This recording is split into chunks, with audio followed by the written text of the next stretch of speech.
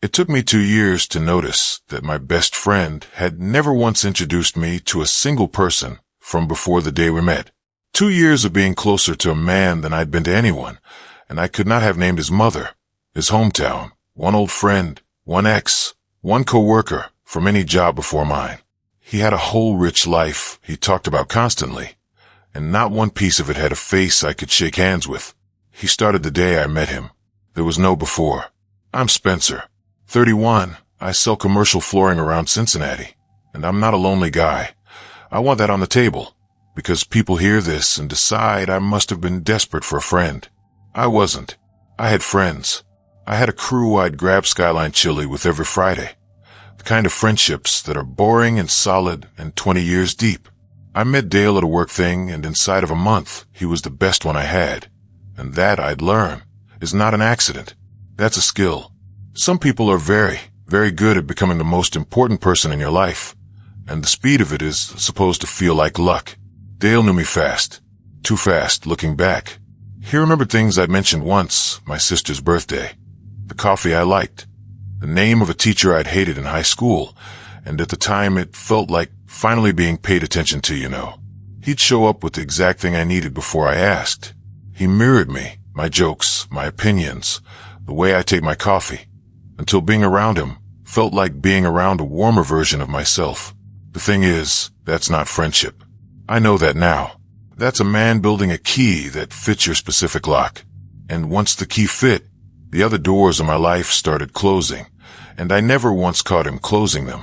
The old crew, the 20-year guys, they started to drift, and every time there was a reason, and every reason had Dale somewhere down inside it. He'd repeat a thing I'd told him in confidence to the exact person it would land worst on, then be the shoulder I leaned on when the friendship went cold. He'd book our nights right on top of theirs, so I was always choosing, and somehow always choosing him. Slow enough that I'd never have called it deliberate. The people who knew the before version of me thinned out, until the main witness left to my own life was a man who didn't have a before of his own. That's the whole move.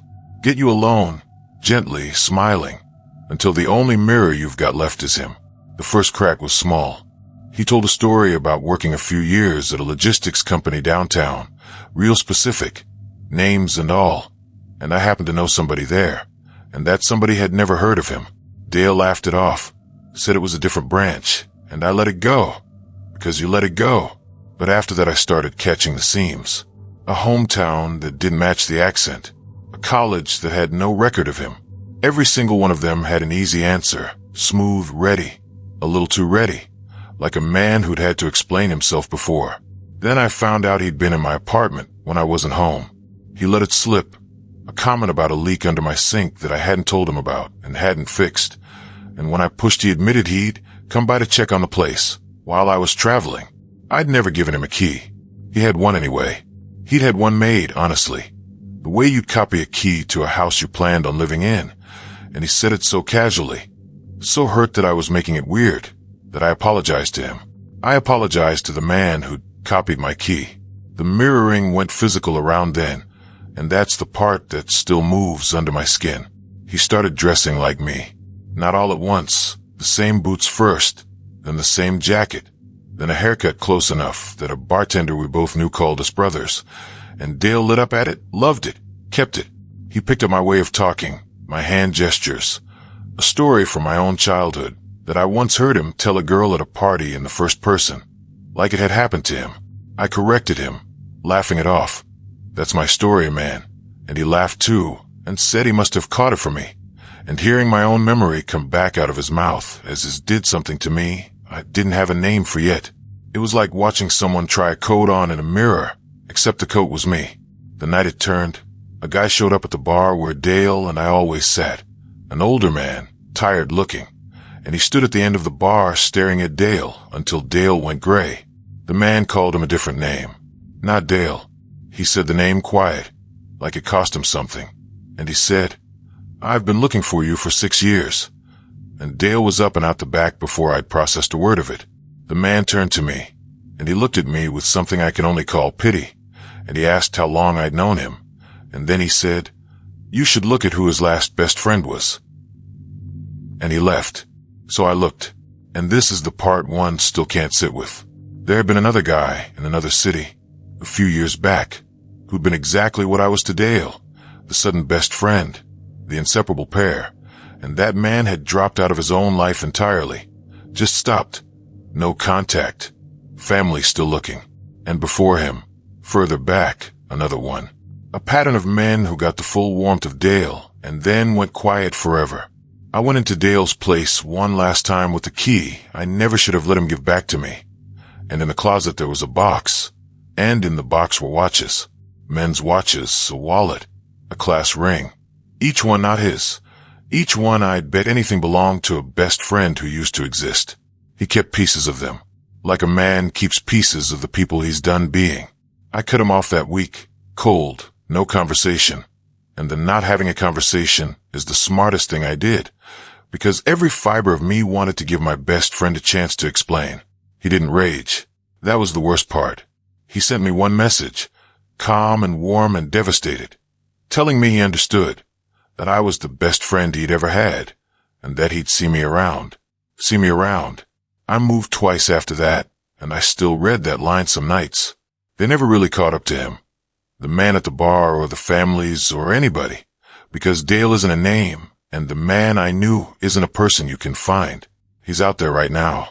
I'd put money on it, being somebody's perfect new friend, the one who shows up with the exact right thing, who remembers everything, who fits your lock like he was cut for it. He didn't want my money. I've thought about it a lot, and I'm sure of this much. He wanted to be the most important person in somebody's life, all the way. And then he wanted to keep a small piece of them when he was done, and for 2 years the somebody was me. And I never once felt hunted. That's the part one can't put down. I felt chosen.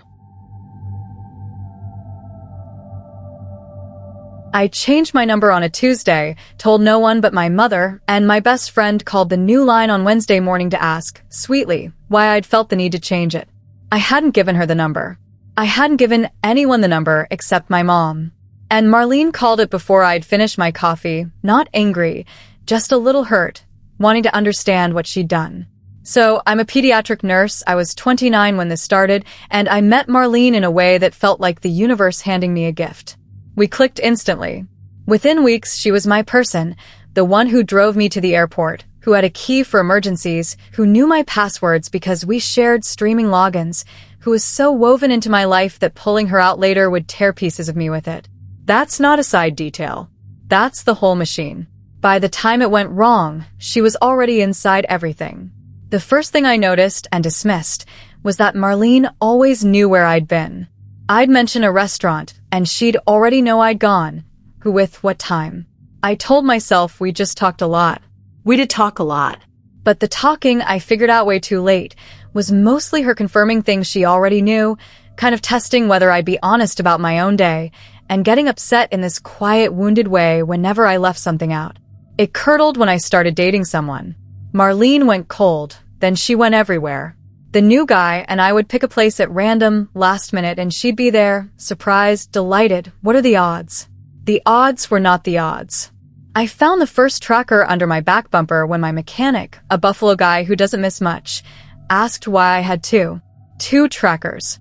One I'd put there myself years back and forgotten, and one I had absolutely never seen, newer, tucked up behind the plastic where you'd have to be looking. I sat in that shop and felt the floor tilt because I knew, the way you just know, whose it was. By then Marlene wasn't only in my life. She was in everyone's. She'd gotten friendly with my mother, called her on her own, sent her flowers on her birthday. She knew my coworkers by their first names and their kids' names. So when I tried, carefully, to say something was wrong with her to anyone close to me, I was talking about a woman they all adored, and I was the one who came off cold and a little unwell. The guy I was seeing started getting messages around then, too. Nothing I could ever trace to her, just a feeling he couldn't shake that someone was quietly warning him off me, feeding him small poison things, a little doubt at a time. He ended it gently, said the whole situation around me felt off, and he wasn't wrong, and I lost him without ever once being able to point at the hand that did it. I pulled away slow, the way you back away from something you don't want to startle. It didn't work. The text started knowing too much. A message about the jacket I'd worn to the grocery store, the Wegmans on the east side, when I hadn't told her I was going. A note about how late my date had stayed, on a night I hadn't mentioned to a soul. She wasn't hiding it well anymore, and honestly, I think she wanted me to know, because being watched by her was the closeness she had left, and she wasn't going to give it up quietly. When I finally cut contact, she didn't disappear. She diffused. My mother started saying, "Marlene asked about you. She's so worried. She just cries." A coworker mentioned Marlene had reached out to check I was okay, that I'd been acting different. She'd built a whole network of people who loved me into a set of censors, each one innocent, each one reporting my weather back to her without knowing that's what they were doing. I couldn't tell my own mother the truth without sounding insane, because to my mother, Marlene was the devoted friend crying over losing me. Every time I drew a line, she found a way to turn the line into a wound I had to come back and tend. She'd go silent, and within a day a mutual friend would call me, worried, saying Marlene wasn't doing well, wasn't eating, kept asking what she'd done wrong. I'd feel the guilt crank down on me like a strap pulled tight, and the thing is, that guilt was the leash, the whole leash. As long as I felt responsible for her pain, I could never get all the way gone, and she understood that better than I did, and she pulled the strap every single time the distance got wider than she could stand. What finally made me move was her phone. She left it on a table once, near the end, and I saw it light up, and it was a folder, and the folder was me. Photos of me she'd taken that I'd never posed for, dozens, my car in lots, me through windows, me asleep on her couch from an angle that meant she'd stood over me. Screenshots of my locations going back a year. And a note at the top, the thing I see when I close my eyes, a little counter. Days since we last spoke. She was counting. Every day apart from me was a number she was keeping, and the number was getting bigger, and I understood that to her that number was a wound that I was choosing to make deeper. The last straw was sitting in my own kitchen. I came home late off a shift, and Marlene was at my table in the dark. No lights on. A mug of tea she'd made herself going cold in front of her, because she still had the emergency key, and in her head an emergency was simply that we hadn't spoken in 9 days. She wasn't angry. She smiled at me, relieved, like I was the one who'd gone missing, and said she'd been so worried and just wanted to be sure I was eating. I stood in my own doorway with my heart going through the wall, looking at a woman who loved me so much she would let herself into my home and wait in the dark to be sure of me, and I understood there was no version of me pulling away that she would ever read as anything but me being lost and needing to be found. I filed a report. There's a piece of paper somewhere with her name on it, and that is the entire weight the law could put on a woman whose every act was, on its own, the act of a loving friend. She didn't go anywhere. There was nothing to send her to. She moved, eventually, a few towns over, and I'm told she has a new best friend now, an inseparable one, the kind who drives you to the airport and has a key for emergencies and knows you better than anyone. I hope that girl is the type who never wants any space. Because I've learned the hard way what it costs with Marlene to one day want a little room. She never wanted to hurt me. I believe that completely. She wanted to never, ever be apart from me, and it turns out those are the same thing, and she is somewhere being somebody's most devoted friend in the world, keeping her careful little count. There's a man out there with my name, my face on a card, and my mother's maiden name memorized. And the thing that keeps me up isn't that he stole all of it. It's that I handed it to him myself, one piece at a time, across 4 years of calling him my best friend. I'll call myself Declan, which is a strange thing to have to say, because there are 2 of us using it now, and I'm honestly not sure I'm the one who uses it better.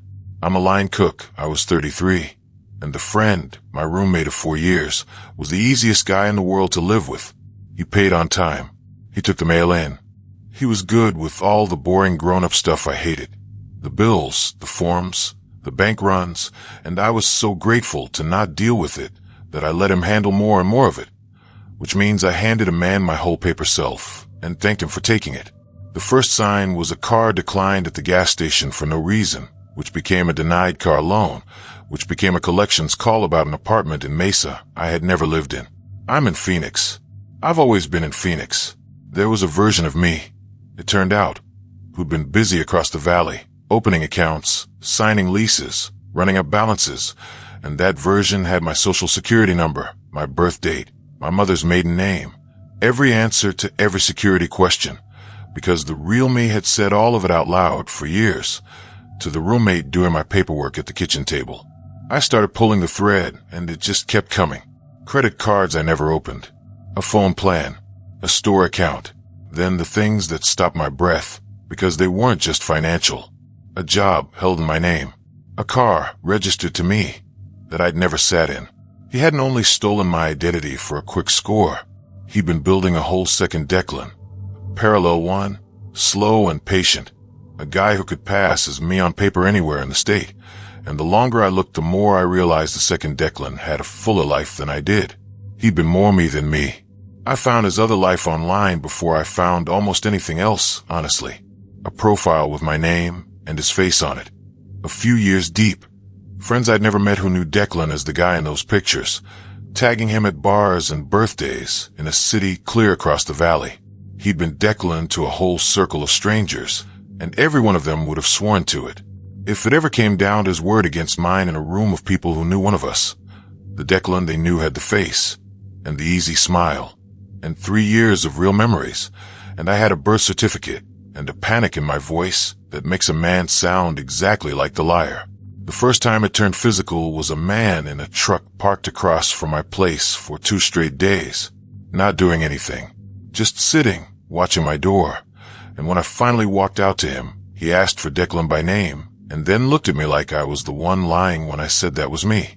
He was owed money by a Declan whose face wasn't mine, and he'd come to collect off whichever Declan he could put his hands on. And for a long couple of minutes in that street, I understood that my friend hadn't just taken my name. He'd hung it out like bait on a hook, and I was the thing standing under it. I mean, you can freeze a credit file in an afternoon. You cannot freeze the fact that strangers now know your exact name as the name of a man who owes them and didn't pay. Then my roommate was gone. Moved out over a weekend while I was working a double, clean, no note, took nothing of mine I could point to. Because everything of mine he wanted he'd already copied into a form. And that's when the knocks started, except they weren't for me. They were for him, wearing my name. A man came to the door looking for Declan, about money owed, and his description of Declan was not me. It was my roommate, and he did not believe for 1 second that I wasn't the guy who owed him, because the guy who owed him had my license, my name, my everything. I'd become the face that a stranger's debts came looking for, and there was no fast way to prove I wasn't the man who'd made them. I went to the last address I had for him, which I should not have done. He was gone, but he'd left a place mid-flight, and on the counter there was a legal pad, and I want to describe it exactly because it's the image I can't lose. It was my signature, practiced, line after line after line of my own name in my own handwriting, getting better down the page, the early ones shaky and the bottom ones perfect, more mine than mine. He'd sat at that counter and practiced being me until he could sign my name in his sleep. There were photos too, printed, of him at my cousin's wedding, my dad's retirement party, family events he'd come to as my friendly roommate, and could now produce as proof that he was the real one and I was the imposter. It wasn't only debts, either. Somewhere in the middle of all of it, a letter came from a court in a town I'd never set foot in, about a charge I'd never heard of, and for one cold afternoon, there was a version of me out there with a record. I cleared it. But you don't fully clear a thing like that. You get it mostly off, and a little of it stays stuck to your name like grease that won't wash out, the way everything he did stays a little stuck. Because he didn't borrow my identity. He moved into it. And you can get a man evicted out of an apartment a whole lot easier than you can get him evicted out of your own name. The accounts got frozen, eventually, and there's a fraud case with a number, and the detective took my statement, and I'm told he's away now. I'm going to leave it at that, because that one sentence is the only clean part of this, and it isn't clean for long, because a name doesn't come back the way money does. There are still accounts out there in the dark with my name on them that surface every few months like a body that won't stay down. I get mail, still, for a Declan who's done things I would never do and owes people I've never met. I check my credit the way other people check their locks, every night, twice. And somewhere out there is a man who can sign my name better than I can, who has 4 years of me memorized, who knows my mother's maiden name and the church my parents go to and the exact way I'd answer if somebody asked me to prove I was myself. He had all the time in the world to learn me. I gave it to him a kitchen table at a time, and the last thing he took wasn't my credit. It was the ability to walk into a room and be the only person in the world who gets to be me.